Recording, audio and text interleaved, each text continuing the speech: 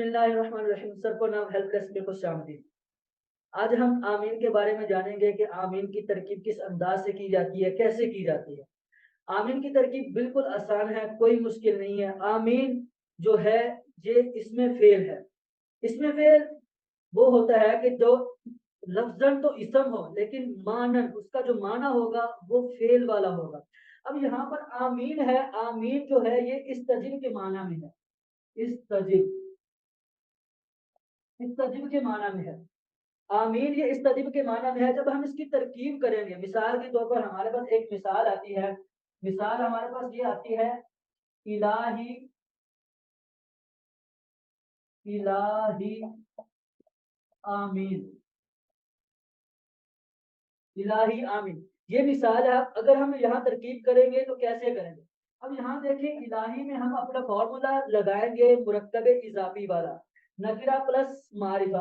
الہ جو ہے یہ ہے نکرہ اور یا ضمیر جو ہے یہ معرفہ. نکرہ پلس معرفہ کا فارمولا کہیں بھی آئے گا وہ مرکب اضافی بنتا ہے. نکرہ پہلے جس کو مضاف, دوسرا مضاف الیہ,